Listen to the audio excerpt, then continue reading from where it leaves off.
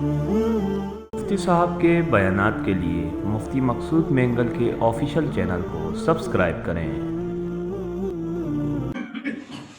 الحمد لله الذي حمدا كثيرا طيبا مباركا فيه، ونشهد أن لا إله إلا الله وحده لا شريك له ولا نظير له ولا مثل له ولا مثال له، أرسله بالحق بشيرا ونذيرا وداعيا إلى الله بإذنه وسراجا منيرا. قال الله تعالى في القرآن المجيد والفرقان الحميد: فأعوذ بالله من الشيطان الرجيم، بسم الله الرحمن الرحيم. يا أيها الذين آمنوا كتب عليكم الصيام كما كتب على الذين من قبلكم لعلكم تتقون. صدق الله مولانا العظيم وبلغنا رسوله النبي الكريم، ونحن على ذلك لمن الشاهدين والشاكرين، والحمد لله رب العالمين.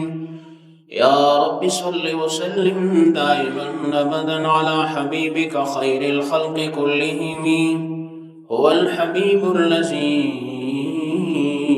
ترجى شفاعته. انتہائی میرے واجب الاحترام، میرے محترم معزز دوستوں اور بزرگوں، رمضان المبارک کا یہ مقدس مہینہ ہم سب پہ سایہ فگن ہو چکا ہے.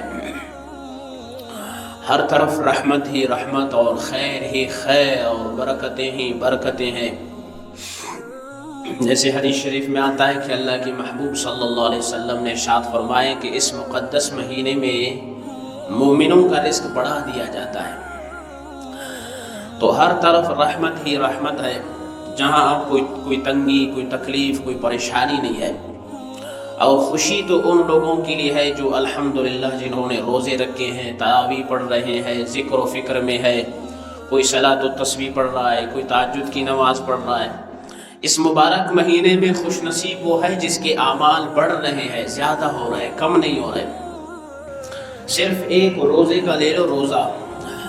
حدیث میں آتا ہے اللہ کے محبوب صلی اللہ علیہ وسلم نے فرمایا کہ الصوم لی، فرماتے ہیں کہ اللہ تعالیٰ فرما رہے ہیں کہ روزہ میرے لیے ہے، روزہ میرے لیے ہے. تو سب سے پہلے میں نے آیت پڑھی ہے قرآن مجید کی، اس کا ترجمہ کرتے ہیں. یا ایھا الذین آمنوا کتب علیکم الصیام، فرمایا ایمان والو تم لوگوں پر روزہ فرض کیا گیا ہے. کما کتب علی الذین من قبلکم، جیسے کہ تم سے پہلے جتنی قومیں تھیں ان پر بھی فرض تھا. اور روزے کا مقصد کیا ہے؟ لعلکم تتقون، تاکہ تمہارے اندر تقوی پیدا ہو جائے. اب ہم بھوک میں پیاس میں رہتے ہیں تو کیا ہے؟ خوف خدا، خشیت الہی، اللہ کی طرف رجوع، دوڑ، سب لگے ہوئے ہیں. بچوں کو دیکھو ٹوپی رکھ کے مسجد کی طرف دوڑ رہے ہیں. عورتوں کو دیکھو گھر میں کمرے کے کونے میں بیٹھ کر وہ بھی اللہ اللہ کر رہی ہے. ہاں، اور یہ صرف نہیں، پوری کائنات کا نظام ابھی متحرک ہو چکا ہے. اتنا متحرک ہے کہ اب روزہ دار ہاتھ اٹھاتا ہے روزے کی حالت میں. اللہ کے محبوب نے فرمایا جب یہ روزہ دار دعا کرتا ہے تو فرشتے ساتھ میں بیٹھے وہ کہتے ہیں آمین. اے روزہ دار تو دعا کر، اللہ نے فرشتے تیری دعا کے لیے بھیجے ہیں کہ وہ آمین کہتے جائیں گے. تو اس لیے اس مقدس مہینے میں حدیث شریف میں آتا ہے کہ ہر رات میں اعلان ہوتا ہے یا طالب الخیر اقبل، یا طالب الخیر اقبل وَيَا بَاغِيَ الشَّرِّ اقْصِرْ. اے خیر کو طلب کرنے والے، اللہ کی طرف متوجہ ہو جا، اقبل اور بڑھ جا اپنی نیکیوں میں.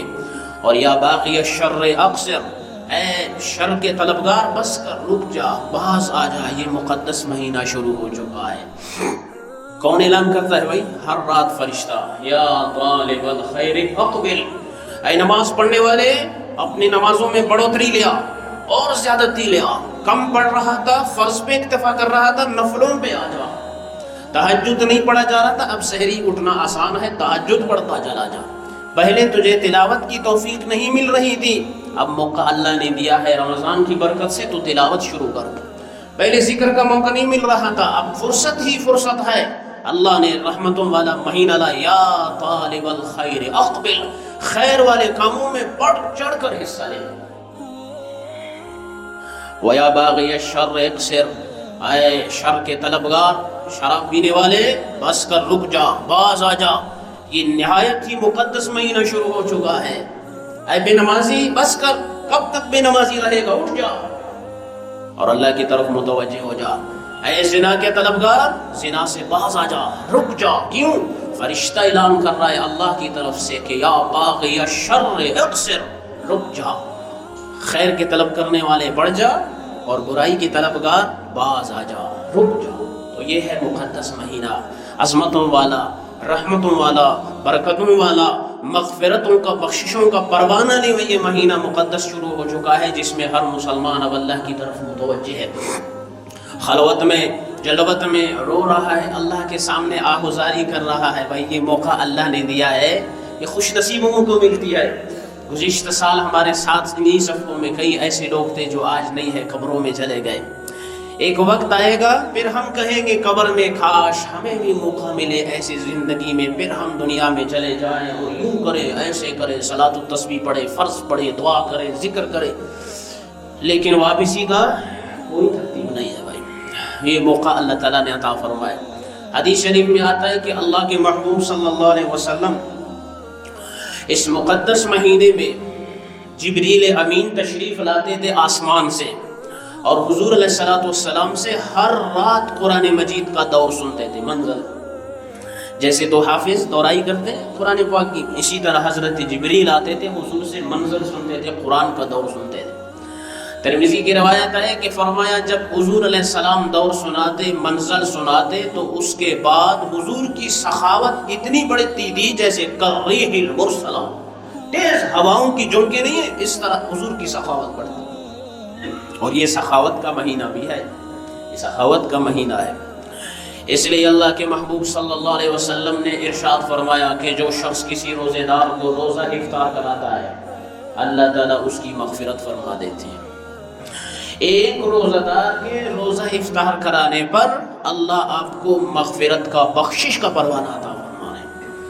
اور بھائی ساری زندگی لگو اور تمہاری بخشش نہ ہو جائے تو تمہارے عمل کا کوئی فائدہ نہیں. اللہ چھوٹے سے عمل پر، افطاری کرانے پر تجھے بخشش دے رہے ہیں تو بڑھ چڑھ کر حصہ لو. تو کچھ غریب صحابہ تھے، انہوں نے حضور علیہ السلام سے پوچھا یا رسول اللہ صلی اللہ علیہ وسلم، ہم تو غریب ہیں، ہم کیسے افطار کرائیں؟ سبحان اللہ، قربان جاؤں حضور پر. حضور نے فرمایا گھبراؤ نہیں، تم کسی کھجور سے بھی افطار کراؤ، اللہ تمہیں ثواب عطا فرمائے گا. کسی روزہ دار کو پانی سے افطار کراؤ تب بھی اس ثواب کے تم مستحق ہو. آپ نے دیکھا ہوگا ابھی بھی ایسے مسلمان ہیں سڑکوں پر برسر لب کھڑے رہتے ہیں. وہ کیا ہے؟ وہ انتظار میں ہوتے ہیں، کوئی شخص لیٹ آ رہا ہے، اپنے گھر کو پہنچا نہیں، اس کو روزہ افطار کرا رہے ہوتے ہیں. تو یہ ثواب وہ لوگ پا لیتے ہیں، ان کو حاصل کر لیتے ہیں. اس لیے اللہ کے محبوب صلی اللہ علیہ وسلم نے فرمایا یہ مہینہ رحمتوں کا ہے، برکتوں کا ہے، عظمتوں کا ہے، خیر کا ہے. یہاں جتنا بہتر کام کر سکتے ہو کرتے جاؤ، یہاں رکنے کا نام نہیں لینا. ہر کام میں، خیر کے کام میں بڑھ چڑھ کر حصہ لو. اللہ تعالیٰ اس پر آپ کو دگنا کیا کئی گنا زیادہ عطا فرمائیں گے. ایک حدیث میں آتا ہے کہ ہر عمل کا کتنا اجر ہے؟ 10 گنا. اور یہ 10 گنا 700 گنا تک جاتا ہے. 700 گنا تک. ایک چھوٹا سا عمل ہوتا ہے، اس کی قبولیت اور درجے کا بتا رہا ہوں. 10 گنا سے لے کر 700 گنا تک جاتا ہے. اب انسان کی عمل ہے، جتنا اس میں اخلاص ہوگا، تقویٰ ہوگا، اللہ کی رضا ہوگی، تو اسی کے مطابق اللہ تعالیٰ اس کو عمل کو درجہ عطا فرمائیں گے. اب جو شخص جتنا کمزور ہوگا اس کا کم ترین درجہ کتنا ہے؟ 10 گنا. ہر عمل پر آپ کو 10 گنا ملتا ہے.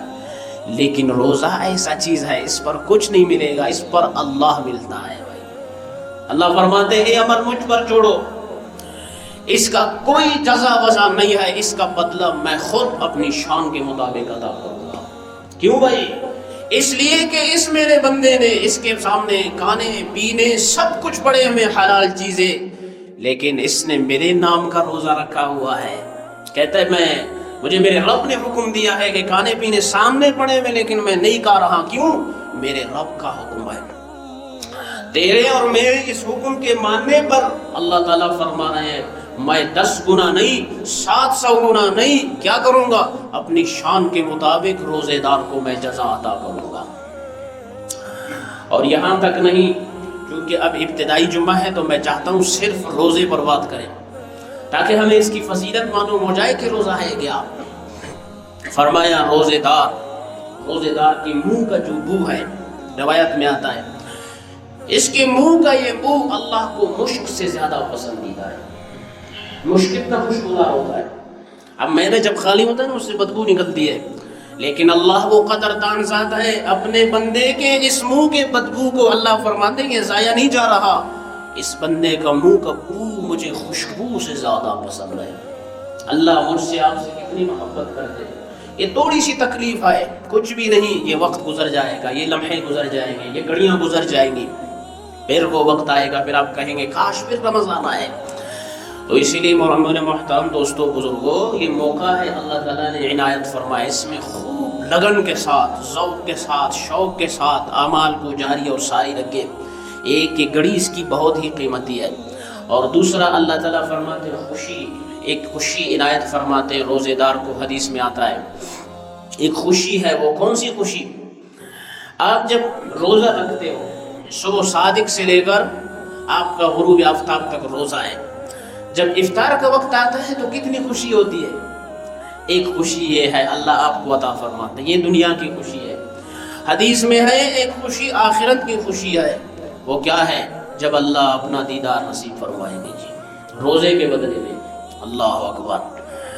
جب اللہ اپنا قرب نصیب فرمائیں گے، اس سے بڑھ کر اور کیا چاہیے؟ جو اللہ سب کچھ ہمیں دے رہا ہے، یہ چیز وہ چیز، خوشبو اور برکات، اور فرشتے آپ کی دعاؤں پہ آمین کہا کرے، اس سے بڑھ کر اور کیا چاہیے؟ اس کے بڑھ کر چلتے ہیں جنت کے 8 دروازوں میں سے حدیث میں ہے ایک دروازہ ہے باب الریان. وہ دروازہ روزے داروں کے لیے مختص ہے. قیامت کے دن اعلان ہوگا این الصائمون، کہاں ہے روزے دار؟ آؤ آج یہ دروازہ تمہارے لیے مختص ہے. اس دروازے سے صرف روزے دار جائیں گے، غیر روزے دار کو داخلے کی اجازت نہیں ہوگی. اللہ نے آپ کے نام پر جنت میں دروازہ رکھا ہے کہ روزے داروں اس دروازے سے داخل ہو جاؤ. اور دروازے سے پکار آئے گی این الصائمون، کہاں ہیں روزے رکھنے والے؟ اس لیے حدیث میں آتا ہے کہ یہ چھوٹے موٹے کوئی بیماری ہو نا تو روزہ مت توڑا کرو، اور سہولت کی سفر ہو اس میں روزہ مت توڑا کرو. کیوں؟ حدیث میں ہے کہ ایک روزہ جس سے رمضان کا چھوٹ جائے، سال بھر وہ روزہ رکھ کے وہ ثواب نہیں پا سکے گا، وہ ثواب نہیں پا سکے گا. یہ تو رحمت ہے، برکت ہی برکت ہے، مغفرت ہی مغفرت ہے، بخشش ہی بخشش ہے. اس لیے روزے داروں اللہ کی طرف متوجہ ہو جاؤ اور اللہ تعالیٰ تمہارے گناہوں سے درگزر فرماتے ہیں. حدیث میں آتا ہے کہ اللہ کے محبوب صلی اللہ علیہ وسلم نے فرمایا، حضرت ابو ہریرہ سے روایت ہے کہ ماہ رمضان المبارک کی جب پہلی رات آتی ہے تو جتنے بھی سرکش شیاطین ہیں سب قید کر دیے جاتے ہیں، اور جہنم کے دروازے سارے بند کر دیے جاتے ہیں، اور جنت کے دروازے اللہ تعالیٰ کھول لیتے ہیں. اور پھر وہی اعلان ہوتا ہے کہ خیر کے طلب کرنے والے خیر کی طرف کیا کر بڑھ جا، اور یا باغی الشر اقصر، اور باغی بس کر رک جا، گناہ کرنے والے بس رک جا جی. اب جو شخص اس مہینے میں گانے سن رہا ہے تو اس کو ڈبل گناہ ملے گا. جو شخص اس مہینے میں شراب پی رہا ہے اس کا دوہرا گناہ ہے. آپ کو پتہ ہے ایک کتاب میں لکھا ہوا ہے کہ ایک زمانے میں زکوٰۃ کے متعلق کتاب ہے، اس میں واقعہ ہے، باقاعدہ حوالے کے ساتھ لکھا ہے کہ ایک وقت میں ایک شہر میں بیچ شہر مسلمان رہتے تھے اور اطراف میں مجوسی رہا کرتے تھے غیر مسلم. تو کوئی غیر مسلم مجوسی شہر میں داخل ہوا تو اس نے اپنے بیٹے کو دیکھا، وہ سب کے سامنے کھا پی رہا تھا اور رمضان کا مہینہ. فرماتے ہیں اس نے اپنے بچے کو ایک زوردار تمانچہ مارا اور کہا تمہیں شرم نہیں آتی؟ مسلمانوں کا مقدس مہینہ رمضان چل رہا ہے اور یہ مسلمان روزے سے ہیں اور آپ برملا کھا پی رہے ہیں. اس تمانچے مارنے پر اللہ کو یہ ادا اتنی پسند آئی، اللہ نے اس مجوسی کی مغفرت فرما دی. مرتے وقت اللہ نے اس کو کلمہ نصیب فرمایا. یہ ہے ادب، یہ ہے احترام، یہ ہے رمضان المبارک کا احترام. جب ہم کریں گے تو اللہ تعالیٰ پھر ایسی مغفرت اور بخشش ہم سب کو عطا فرمائیں گے. یہ نہیں کہ آپ برملا کھا رہے ہیں اور پی رہے ہیں اور برکتوں والا مہینہ اور عظمتوں والا مہینہ، بخششوں والا مہینہ جو ہر طرف ہر انسان کی مغفرت اور بخشش لے کے آیا، اور ہم اس کی قدر نہ کریں اور ناقدری کریں تو پھر اللہ تعالیٰ ہم سے اپنی نعمتیں تو چھین لے گا۔ اس لیے حدیث شریف میں آتا ہے، اللہ کے محبوب صلی اللہ علیہ وسلم نے ارشاد فرمایا کہ ایک شخص روزے سے ہے اور روزے میں کیا کرتا ہے؟ گالم گلوچ بھی کر رہا ہے، چغل خوری بھی کر رہا ہے، بہتان، لان تان، الزام تراشی سب کچھ کر رہا ہے۔ تو فرمایا اس نے بیچارے نے اپنے آپ کو بھوک اور پیاس میں رکھا ہے، 1 روپے کا اجر بھی اس کو نہیں ملے گا۔ اب ہم مسلمان ہوتے ہوئے اگر ایسا کریں گے تو پھر یقین جانیے 1 اجر بھی ہمیں نہیں ملے گا۔ ہم نے کیا کرنا ہے؟ نرمی سے، تدبر سے، اخلاق سے، حلم سے، برداشت سے جو ہے لوگوں کو جواب دینا ہے۔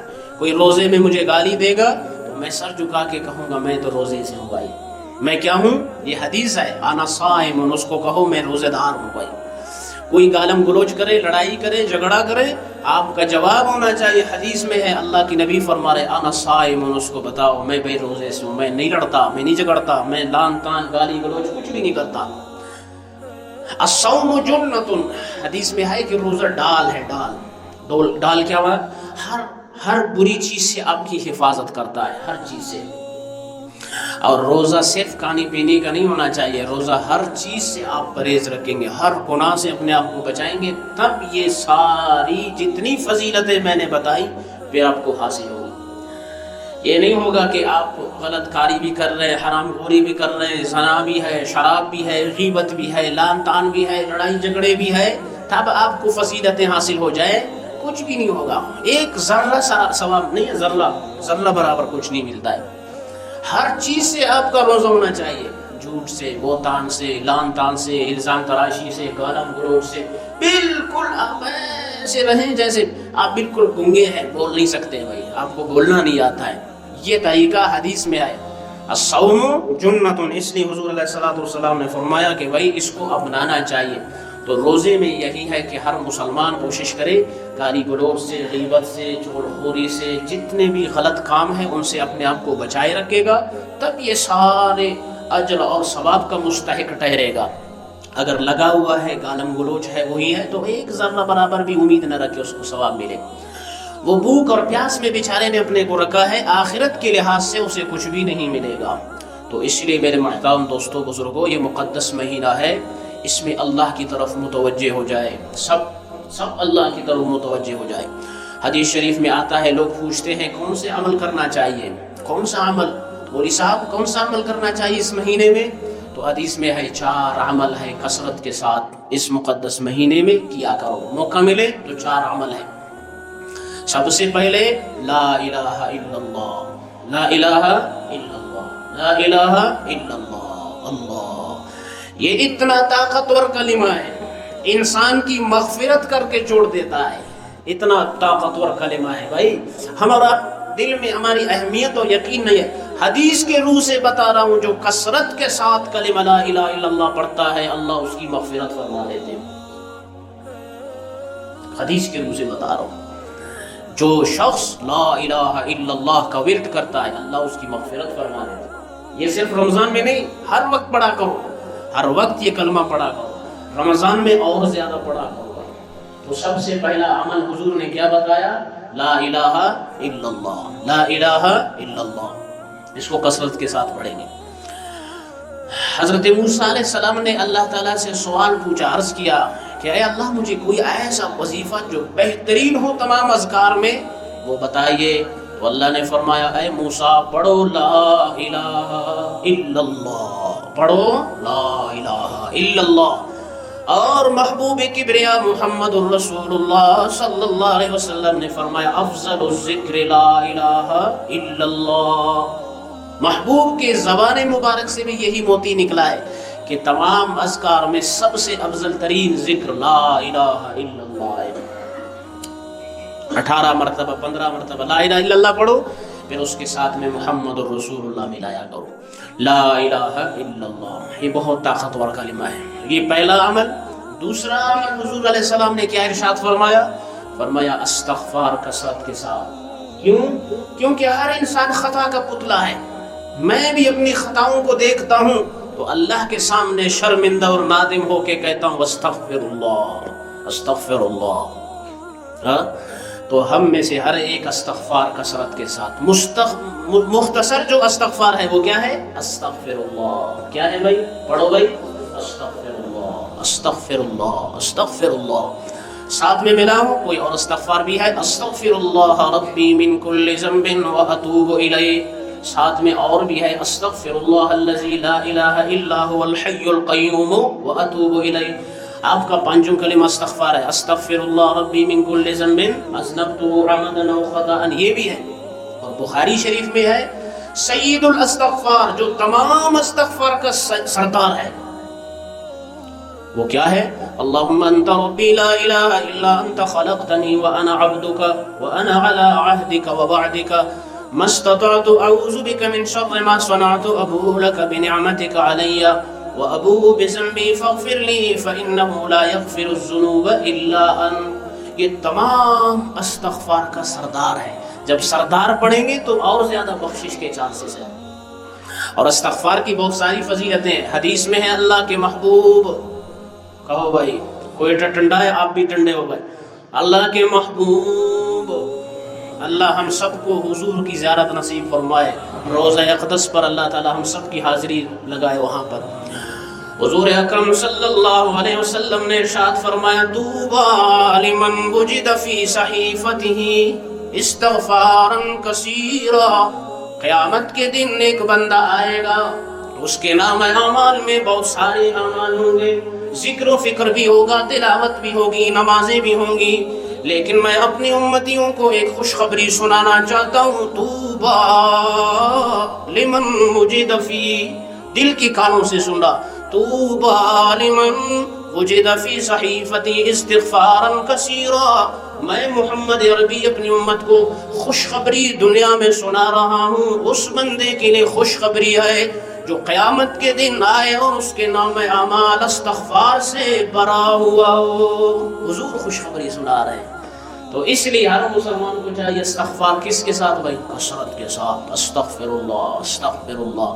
اور ساتھ میں مستحضر رہے, اللہ کی طرف آپ متوجہ رہیں اور یہاں اپنے گناہوں کو دیکھتے رہے کہ میں کتنا خطا کار ہوں اس رب کے سامنے. استغفر اللہ استغفر اللہ. دوسرا عمل حضور نے بتایا. تیسرا عمل کیا ہے؟ فرمایا تیسرا عمل اللہ کے محبوب صلی اللہ علیہ وسلم نے ارشاد فرمایا اللہ سے جنت مانگا کرو بھائی. کیا مانگو بھائی؟ بولو بھائی. جنت مانگو. اور روزے دارو کیا مانگو؟ جنت مانگو. حدیث میں ہے اللہ کے محبوب صلی اللہ علیہ وسلم نے ارشاد فرمایا, چونکہ رمضان مبارک ہے اس لیے یہ عمل ضروری ہے, اس کے متعلق بتا رہا ہوں. اللہ کے محبوب صلی اللہ علیہ وسلم نے ارشاد فرمایا ایک بندہ اللہ کے سامنے ہاتھ اٹھاتا ہے, کہتا ہے یا اللہ میں آپ سے جنت مانگتا ہوں, مجھے جنت عطا کیجئے. اے اللہ میں آپ سے جنت مانگتا ہوں, مجھے جنت عطا کیجئے. اے اللہ میں آپ سے جنت مانگتا ہوں, مجھے جنت عطا کیجئے. تو جنت خود کہنے لگتی ہے اللہ اس کو جنتی بنائیے. اللہ فرماتے میں نے اس کو جنت میں داخلہ عنایت فرما دیا ہے. یہاں تک نہیں, اللہ کے محبوب صلی اللہ علیہ وسلم نے فرمایا ایک بندہ ہاتھ اٹھاتا ہے مسلمان, وہ کہتا ہے یا اللہ میں جہنم سے پناہ مانگتا ہوں, میری حفاظت کیجئے. اے اللہ 3 مرتبہ میں اے اللہ جہنم سے پناہ مانگتا ہوں, میری حفاظت کیجئے. پھر اسی طرح تو جہنم خود کہنے لگتی ہے اے اللہ اس کی حفاظت کیجئے مجھ سے. اللہ فرماتے ٹھیک ہو گیا جہنم, اس کی خلاصی کر دی میں نے. یہ 3 کلمات ہیں, کتنے مختصر ہیں. تو اس لیے فرمایا رمضان میں کیا کرنا ہے؟ اللہ سے جنت مانگنا ہے. اور میں آپ کو اس سے بڑھ کر بتا دوں, میرے اور آپ کے محبوب واہ قربان جاؤں شافع محشر صادق مصدوق پیغمبر پر, حضور نے فرمایا میرے امتیوں جب بھی اللہ سے مانگو تو جنت الفردوس مانگا کرو. اللہ جنت الفردوس یہ کیا ہے؟ جنتیں, جنت عدن ہے, نعیم ہے, مأوا ہے, کیا ہے وہ آخر والا سب سے اعلیٰ جنت الفردوس. تو حضور نے فرمایا میرے امتیوں اللہ سے مانگو تو جنت الفردوس مانگو. تو مانگیں گے انشاءاللہ اللہ سے, اللہ ہم سب کو نصیب فرمائے. 4 نمبر پر حضور علیہ الصلوۃ والسلام نے فرمایا کہ جہنم سے پناہ مانگو, جہنم سے پناہ مانگو. جو اللہ کے جلال کا مظہر ہے، جہاں اللہ کی غضب ہی غضب ہے، جہاں مجرمین ہے، جہاں منافقین اور کافرین ہے، وہاں سے اللہ کی پناہ مانگو، اللہ ہم سب کی حفاظت فرمائے۔ تو 4 عمل حضور نے فرمایا، کلمہ لا الہ الا اللہ، اور دوسرا کیا ہے؟ استغفر اللہ۔ تیسرا عمل حضور نے کیا بتایا؟ جنت کا سوال کرنا، اللہ سے جنت مانگنا۔ اور 14 عمل کیا بتایا بھائی؟ جہنم سے پناہ مانگنا۔ اللہ تعالیٰ سے دعا ہے کہ اللہ تعالیٰ ان مبارک لمحات کو، گھڑیوں کو، لمحوں کو اللہ تعالیٰ قبول مقبول فرمائے، مبرور فرمائے، اور اللہ تعالیٰ ہم سب کو ذوق اور شوق کے ساتھ عبادت کرنے کی توفیق عطا فرمائے۔ یقین کیجئے یہ وہ موقع ہے جو اللہ کا ہو گیا اللہ اس کا ہو گیا، اور جس کا اللہ ہو گیا سارا کائنات اس کا بن جاتا ہے، قسم بخدا۔ پھر آپ کے لیے فرشتے بھی دعا کریں گے، پھر یہ پرندے بھی آپ کے لیے دعا کریں گے۔ یہ حدیث ہے، جو انسان اللہ کا بن جاتا ہے نا، اللہ اس کا بن گیا، محبوب بن گیا، اللہ اکبر، بس سارا جہاں پہ اس کا ہے۔ تو اس لیے اللہ تعالیٰ سے لو لگا لو، یہ مبارک گھڑیاں ہیں، لمحات ہیں، اس لیے اللہ تعالیٰ کی طرف متوجہ ہو جائے۔ اللہ تعالیٰ ہم سب کی عبادتوں کو قبول فرمائے۔ یہاں مختصر سے کچھ 1-2 مسئلے ہیں، میں نے کہا چلو بتا دیتا ہوں۔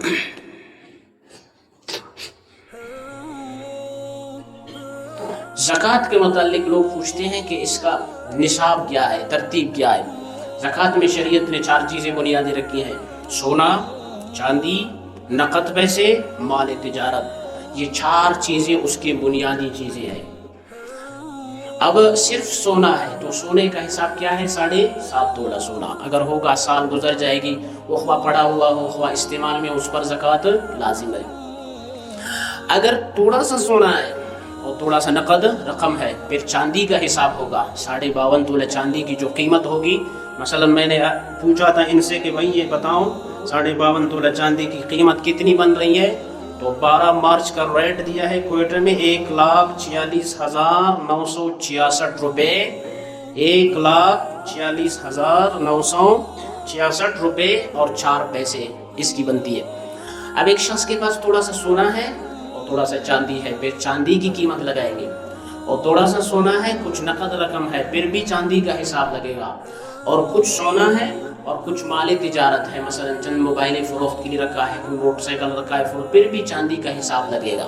تو یہ ہے، یہ بنیادی چیزیں کتنی ہیں؟ 4 چیزیں: سونا، چاندی، نقد پیسہ، مال تجارت۔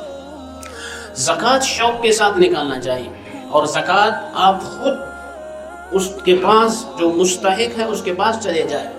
یہ نہیں کہ آپ دربار لگا کے بیٹھ جائیں کہ لوگ میرے پاس آ جائیں اور 500 روپے دے کر سب کو ذلیل کروں، نہیں، آپ پیسے اٹھا کر خود ان کے پاس چلے جائیں۔ شریعت کا حکم یہ ہے، کیونکہ اللہ نے آپ کے ذمے فرض کیا ہے، غریب کے ذمے نہیں کیا ہے بھائی۔ جو مستحق ہے اس کے ذمے نہیں، آپ کے ذمے، اور مستحق تک پہنچانا یہ بھی آپ کی ذمہ داری بنتی ہے۔